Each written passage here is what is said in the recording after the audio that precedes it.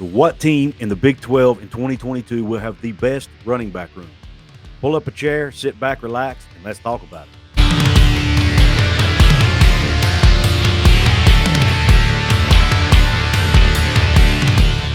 What is up, college sports fans, fellow members of Mountaineer Nation? This is Coos, and welcome in to another edition of Coos' Corner. So pull that chair up, sit back, relax, and let me serve you up this shot of top shelf college football content. Yeah, that's right. We're talking about the Big 12 and who has the best running back rooms. I'm going to rank them starting at number 10 down to number 1. So let's get started. Now, you'll see a theme as I go through this list. There were a lot of talented running backs in the Big 12 last season, and most of them have moved on to the NFL. Most of them got drafted. So those teams have a lot of talent to replace. And I'm going to show you the teams who I think have the least amount of talent to replace these guys, and then which ones may have a lot coming back. So let's start out at number 10. That's the Baylor Bears. Last year's Big 12 champions lost two really good running backs, Abram Smith and Treston Ebner. Both of those got drafted into the NFL. They combined for 2,400 yards in 2021. So just two very productive running backs. And to replace them, they have very little experience. They have junior Tay McWilliams, who carried the ball 17 times for 181 yards with 2 touchdowns last year. They have juniors Craig Williams and Quaylon Jones, who both have very little experience carrying the rock for Baylor. Number 9, the Iowa State Cyclones. Once again, lost a very good running back, arguably one of the best running backs to ever put him on at Iowa State in Breece Hall. He was 59 yards shy of having 4,000 rushing yards in his 3 seasons with the Cyclones. He also moved on to the NFL. Behind him, the projected starter will be Jarrell Brock, a redshirt junior who carried the ball 37 times for 174 yards and a touchdown for an average of 4.7 yards per carry. But he has less than 60 carries in his career. And behind him, very little experience. Sophomores Deion Silas and Eli Sanders. And then a 3-star true freshman, Cartavius Norton, will be competing for playing time in Ames. Number 8, the Oklahoma State Cowboys. Lost running back Jaylen Warren to the Pittsburgh Steelers. Warren ran for over 1,200 yards last season, and in my opinion, was the heart and soul of that team. And I think, had he been healthy in that Big 12 title game, I think Oklahoma State wins that game. That's how highly I think of this young man. But trying to replace him will be Dominic Richardson, a junior who did carry the ball 79 times last year for 373 yards and 4 touchdowns, averaged 4.7 yards per carry. Then they have DeAndre Jackson, a transfer from Texas A&M, who's only carried the ball 3 times in his career, but they say is extremely talented. So he'll probably be pushing Dominic Richardson for that starting spot. Then you have redshirt freshman Jaden Nixon and 2 true freshmen in Ollie Gordon and C.J. Brown. Number 7 is my team, the West Virginia Mountaineers. Once again, lost a star running back in Leddie Brown, who's now playing for the San Diego Chargers, or should I say the L.A. Chargers, in the NFL as an undrafted free agent. Had 2 consecutive 1,000-yard rushing seasons for the Mountaineers in 2020 and 2021. So a lot of productivity to replace for the Mountaineers. Trying to step up and do that, the number 1 guy on the depth chart, Tony Mathis Jr., a sophomore who carried the ball 72 times last year for 312 yards, averaged 4.3 yards per carry. Then behind him, you've got sophomore Justin Johnson Jr., who only carried the ball 24 times last year. And then you've got actually a redshirt freshman, Jalen Anderson, behind him, who has seen very few carries as well. So a lot of inexperience coming in. I do think Tony Mathis is ready to go. I think he's anxious, he's ready, he's hungry, he's going to have a good year. Number 6, the Oklahoma Sooners. Once again, a star running back lost to the National Football League. Kennedy Brooks, very great career at Oklahoma. Over 3,300 yards in his time in Norman. Trying to replace him, the likely starter will be Eric Gray, who was the backup to Brooks last year. He carried the ball 78 times for 412 yards and 2 touchdowns, averaged 5.3 yards per carry. Gray transferred over to Oklahoma from Tennessee in the summer of 2021. Very productive career at Tennessee. He finished his Vols career with 1,311 all-purpose yards and 11 touchdowns. So he is capable, but can he do it consistently? That's going to be the question for Gray. And behind him, you've got Marcus Major, and then 2 really highly touted true freshmen in Javante Barnes and Gavin Sawchuk. All those guys will be competing for playing time this year for the Sooners. Number 5, the TCU Horned Frogs. They lost last year's starter Zach Evans to the transfer portal. He ended up with Lane Kiffin at Ole Miss. In 2 seasons with the Horned Frogs, he ran for over 1,000 yards. Behind him, though, they do have some experience coming back in productive backup Kendra Miller Jr., who will likely be the go-to guy this year. He carried the ball 83 times last year, 863 yards, 7 touchdowns, 7.5 yards per carry average. So very, very good productivity last year from Kendra Miller. Can he step it up even another notch and become the guy there in the backfield for the Horned Frogs?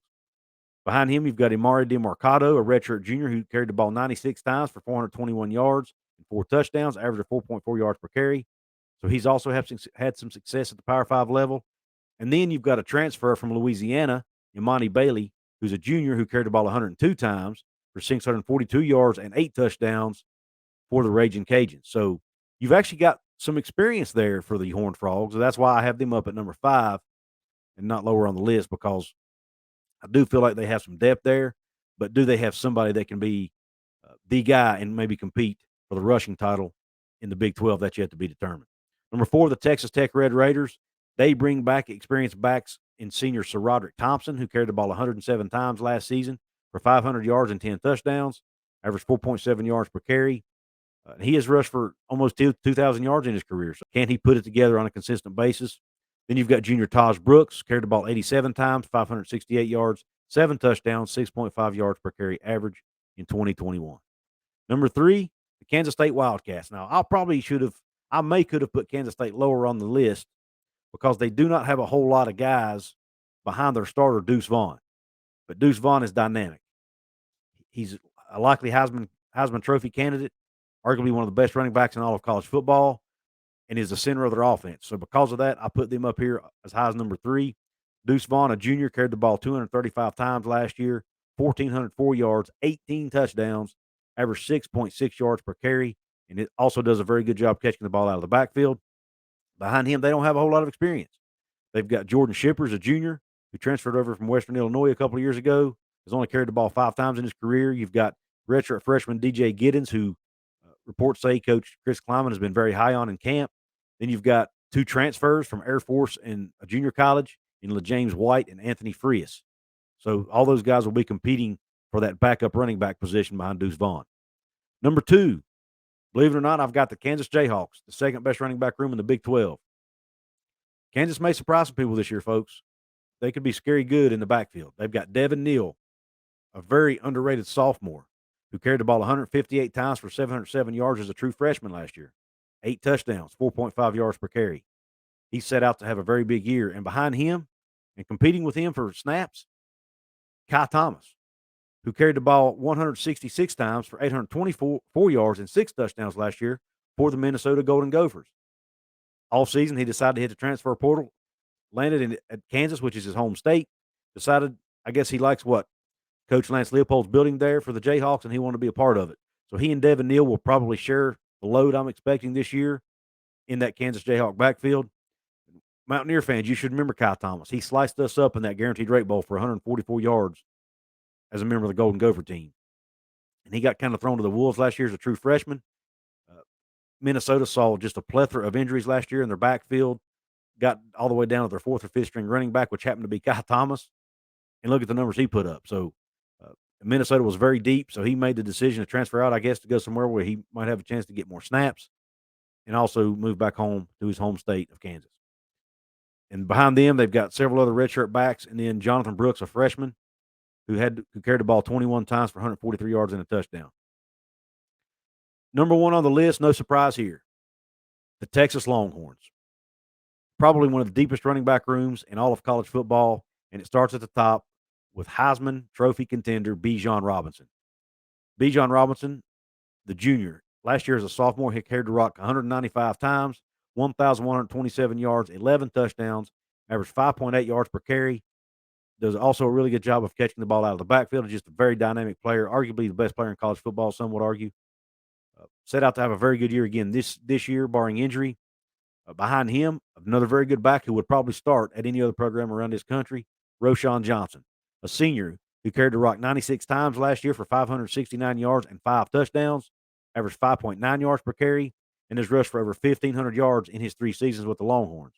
Now, Roschon Johnson did suffer an injury at practice a few days ago, but according to reports, they expect him to return to the team. So hopefully it's not anything serious. And if it's not, I expect him to contribute once again to the Longhorn offense. and be able to be a very, very good backup for Bijan Robinson. And then behind him, you've got another solid back, Keelan Robinson, a junior who carried the ball 45 times last year for 322 yards, 3 touchdowns, 7.2 yards per carry. Mountaineer fans, we should remember that name as well. He ran for over 100 yards against us last season, with Bijan Robinson being out with an injury. So you've got 3 good backs who have experience at this level and have experienced success at this level. And at the top of that list, obviously, probably the best back in all of college football in Bijan Robinson. Well, let me know, Cougars Corner family, what do you think about this list? What running back room would you have at the top? Do you agree with my choice of Texas? Where would you have your teams ranked? Where did I get this wrong? Where did I get it right? Let me know. Also, please check out my merch store. If you buy today, you get free shipping starting on August the 17th, which is the day I'm recording this video. You get free shipping in my merch store. You can check out this new design I have on the screen right now, the West Virginia versus the World design. I've also got the West Virginia JD design, which was designed by Layton Creative. There's other designs you can check out as well. Take advantage of the free shipping right now. Also, you can hit the join button right below this video. Take advantage of that and become a member of my channel. Take advantage of the perks I have to offer by being a channel member. Last but not least, if you want to support me absolutely free, there's 4 ways you can do it. You can like the video, share the video, leave that comment, and subscribe to my channel if you haven't already. With all that being said, I really appreciate you tuning in to another episode. Until the next one, Q Country Roads.